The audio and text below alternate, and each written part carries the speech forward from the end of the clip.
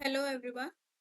So today's topic is callback functions. Callback functions is an important concept in JavaScript, and it lays the foundation for event looping and asynchronous tasks that we can perform in JavaScript. So today we'll try to understand and discuss about callback functions. So let's just start with a basic definition. What exactly is a callback function? If anybody asks you, like, can you explain what is a callback function? So, if we have to put it very simply, very basically, so callback function is basically a function which is passed as an argument to another function, and then it is called to execute the a routine task. So basically, it's a function passed as a function to another function as an argument. Okay, and then it completes whatever the routine tasks are that it has to complete, which are inside it. Okay, so if we have to see, let's just see an example of this. Maybe we have, uh, let's say we have, let's just use this example. Okay. See, See, this function over here is passed as an argument to this function. So basically, this function is a callback function. Okay. So now, this was one of the example. If anybody asks you, if anybody tells you to provide an example, so you can just pass a function as an argument in another function, and this is an example, simple example of callback. Now, what would you think would be the output of this program right now? Will it be, would output be one or two? According to you, what should be the output of this program? We have a value variable, and this is passed, and maybe we also invoke it over here. Okay, so what should be the output? Let's just, so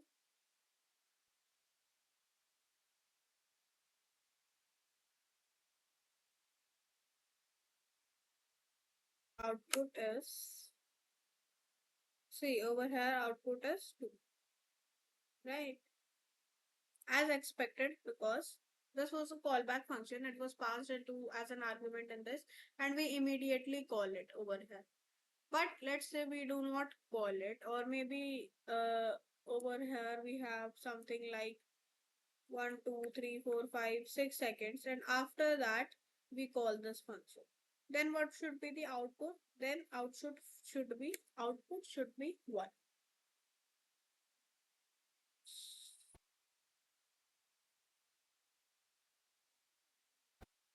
over here, right? Because how do I explain? So there are two types of callback functions, or basically two methods in which we can execute callback functions: synchronous callback functions and asynchronous. Synchronous callback functions are is a way to execute callback functions immediately as they are passed as an argument to the function. So basically, this over here, this was an example of synchronous callback function. Basically, we pass this function as an argument, and immediately inside this function, we call it or we invoke it, and it gets executed. There is no, waiting time. For example, when we try to fetch an API, we have to wait for some time, because API would take some time. It would fetch from the database or the server or whatever, and then give us the response. So it would take time, but JavaScript does not wait for anything. Okay, so it says, oh, you are taking time. I would just scan rest of the file and execute that thing.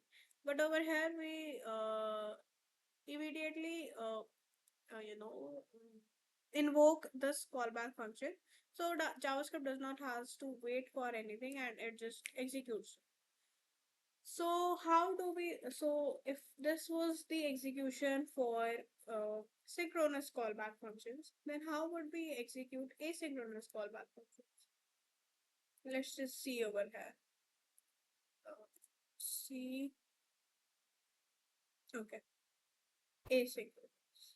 See, uh, there are multiple ways of executing asynchronous callback functions, but over here we will discuss two main ways. Not main, uh, I mean, some, an example for this, okay, to help you understand this. Using set timer, and second is using event list. See how we can execute it using set time. Okay, so set timeout is a function which is provided to us by the JavaScript, and it basically takes in a function as an argument, and that function is known as a callback function. Okay, let me just first, yeah, right, just a second. Yeah. So basically, set timeout is a function which is provided to us by JavaScript. It takes in a function as an argument, and this function is known as a callback function.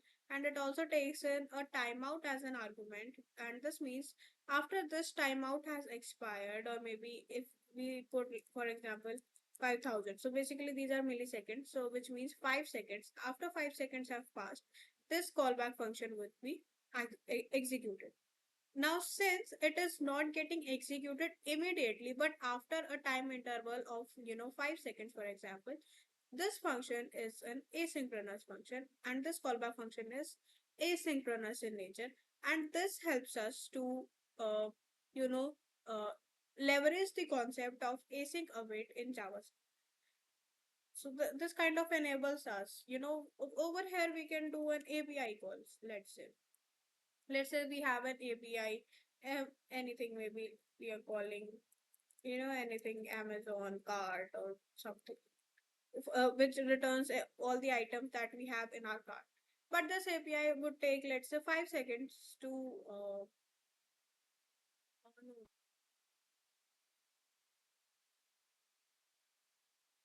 okay, maybe, okay.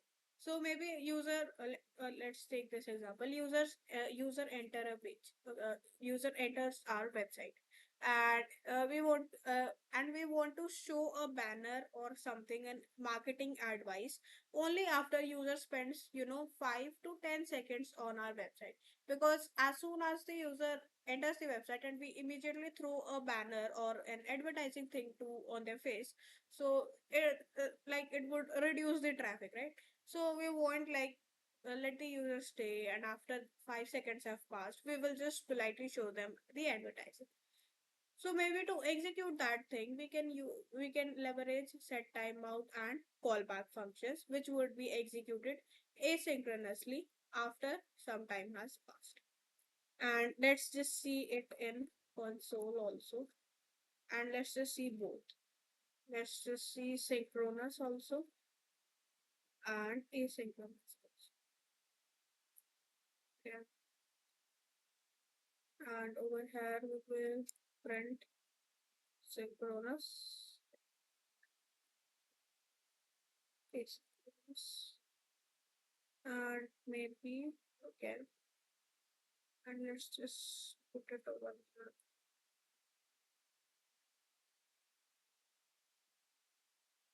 Now we'll try to run it. Oversee over here we have synchronous run, and then we have one run and then async. Oh, it's very delay. See, yeah, see, the synchronous is executed immediately, and then after 5 seconds we have async executed, and this function executed. Okay, so this was the example. This above one was a synchronous function which was executed immediately, and another one was an asynchronous callback function which is executed after some time. Okay. Okay. So this was one way of using synchronous functions. Sorry, asynchronous functions. Now another way is to use event listeners. What are event listeners? For example, if I have a button which just says click me, then I attach an event listener to it. For example, I will have a document dot get element by I. uh, what would it give it to me? This button over here, and you can also check this in the console log. Let me just sorry, let me just show you. See if I do this in the console. Mhm. Okay. So I can, oh sorry, because ID is high. And let this be it of contact. Because the ID did not match, so it did not find any element with this ID, so it was returning no. So now see over here we get this button. Now we can do anything with this button once we have access to it. So we can add event listener to it, which means it will listen to any event. What is an event basically? An event is maybe user clicks a button, or maybe user hovers over it, puts his cursor pointer over that, or anything like that. And over here we will see a click event. And now, is it still audio? Yeah. I don't know, I heard something unusual in my headphones. So I thought, I recorded a video. It was a 1 hour long video where I was doing some machine coding interview thing, and I realized that my the microphone was not working. So in that only my screen was visible and my voice was not visible, and I had to now and I have to re-record it right now. So yeah, it's pretty depressing. It's okay. It's okay. So what was I doing? Yeah.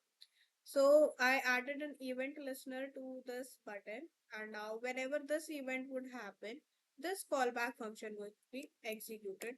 Let's say it just says click. See over here, this is also a bit of kind of asynchronous, because this would only execute if this thing is happening, and it will not like how JavaScript generally executes function line by line. It would not happen like that. It would only happen if this event is occurring on our page. And let's just see this. See, button clicked, and okay. So this was another thing that I had to tell, and this function which we had passed on. This is a callback.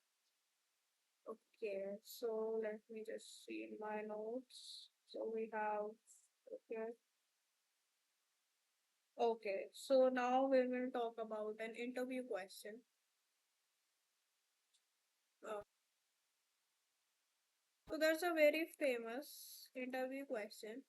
Uh, if it is a pure JavaScript interview, and then this question is, let me just tell you the question first. Uh,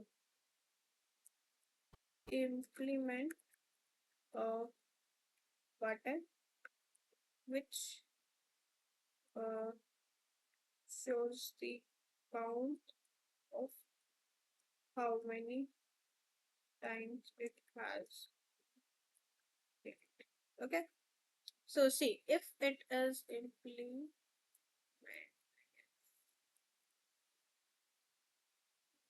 just leave it. Okay. So see, if your interview is purely JavaScript and then this question is asked, then it is, I would say, a medium question, maybe. Like it would be like the answer is based upon closures plus event listeners plus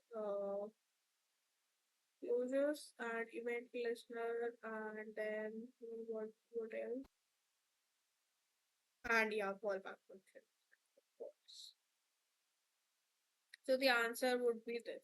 But if your interview is based upon maybe React or something, then it would be a use state type of question. And then interviewer will not just ask this.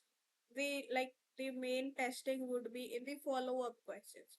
uh, like for example, you will over here tell we will we will maintain a local state count, and then we will just increment that state over and over whenever the button is clicked.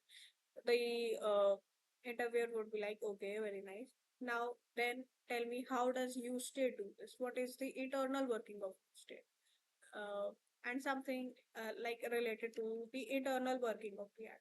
So that would be the main question. This is just the starting. And if you answer it, and if it's the JavaScript kind of interview, and you answer using this, then the follow up would be, why do we remove the event listeners from our website, and why is it recommended to do so, and what is garbage collection? So those are those follow-up questions are basically the real questions that you should know the answer to. Okay. So maybe we'll recover the React thing in some other video. Let's just see the JavaScript version. Okay. So how do we implement a button which shows the count of how many times it has been clicked? One very simple approach is, I will have a global variable, and then I'll have this event listener and all of that. And whenever it would be clicked, I would just increment the count variable plus c. So I used a global variable, and whenever it was clicked, so the button was clicked, I just incremented the count, and let's just see it in action. See over here, we get this. But use of global variables is not a good practice, because anywhere in the code, any external entity can access this variable and change the count. For example, if I have a function ABC, and it just does count plus plus and console logs count, then see count and provider of all. Okay. And maybe again I'll call. Again I'll call. Okay.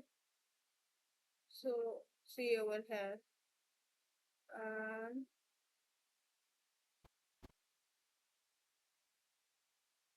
so see, although I click the button just twice, but what is the count showing over here? 3, 4. So the data hiding thing is not, anybody can access your variable, which is not a good thing. If you have studied object oriented programming system, that subject, it clearly says uh, the data should not be accessible to anyone and anybody.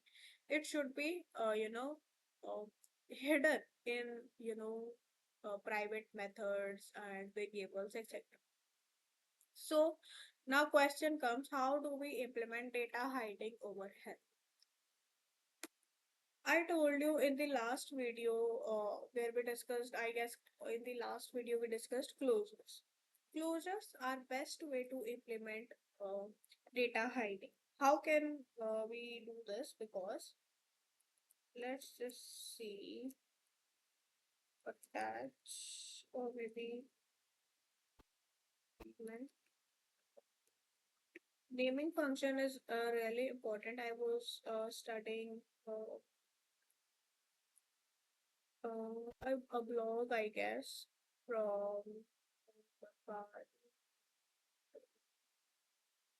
no, no, no, I was just reading randomly JavaScript or something, And they told, like in the production basis of the naming variables and writing clean code is really important. So earlier I just used to name randomly, like over here I did increment count. It would just have been ICU or something. But now I try a little bit. I try to write clean code, but I'm nowhere near to it. And I have to read that book which says write clean code. And that's one book. But I don't get time. I have my exams coming up in, 3 days, I guess, 4 days. Yeah, I don't even remember the day.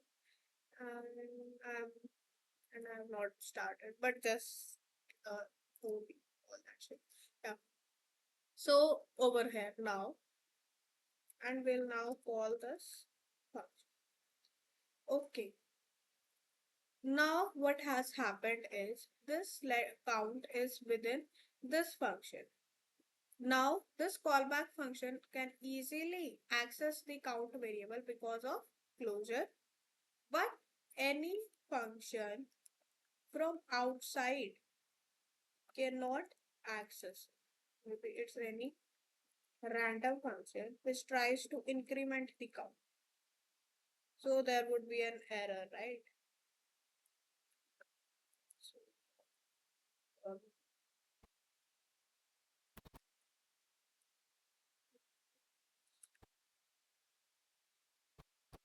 okay.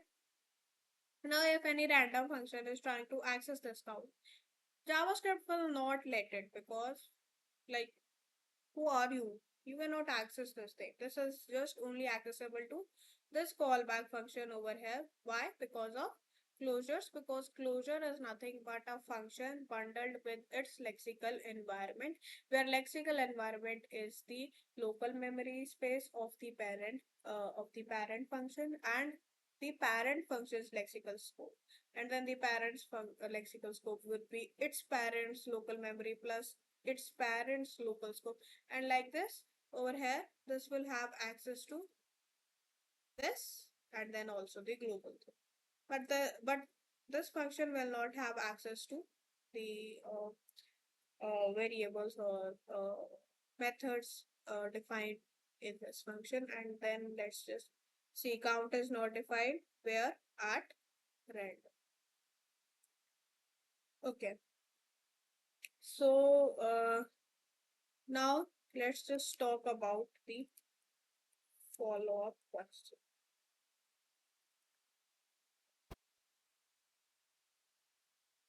Why do we remove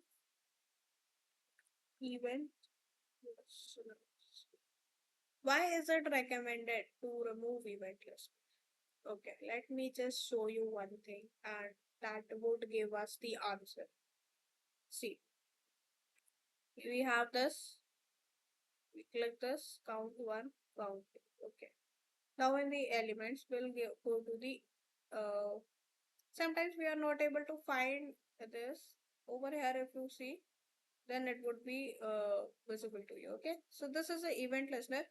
Basically whatever elements in your DOM have event listeners attached to them, you can inspect all of them through this over here, right? Now we need to inspect this thing. Okay, come over here. Then in this current document, see over here, it has been kind of colored blue, I guess. Now to see this handler. What is this handler? This handler is basically where is it? This uh this callback function. This is the handler, right? Which handles the operation. Which would happen when a user would click this button. Okay.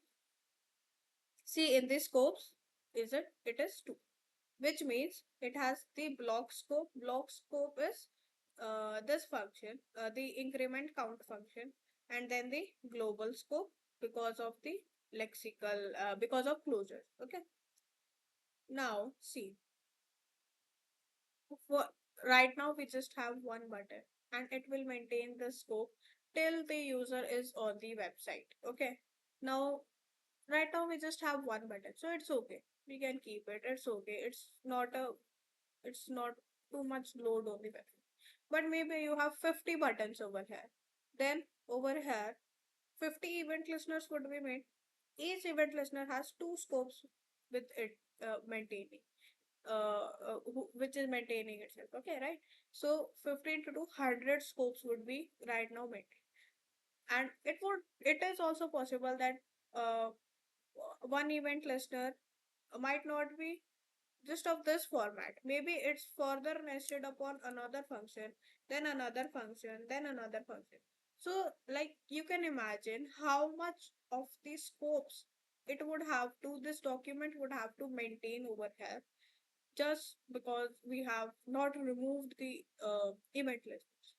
So basically, this would slow down our website, and the user experience would not be very great. So to avoid all of that thing, we it is recommended to remove the event listeners from the buttons and from your website. Okay, and then this is also this is removed, and the garbage is all collected. So yeah, this was all about callbacks, and next we will do is event loop, and it is the most important thing in JavaScript. Like JavaScript, the heart of JavaScript lies in async await, like all the API calls. It is possible because of event looping, and we will see like over here. I told you that after 5 seconds this would be executed. Then for that 5 second, where is this function? How and after 5 seconds, from where does this come from? This would all be explained from event. Okay, so let's see. Um, okay, so thank you for watching.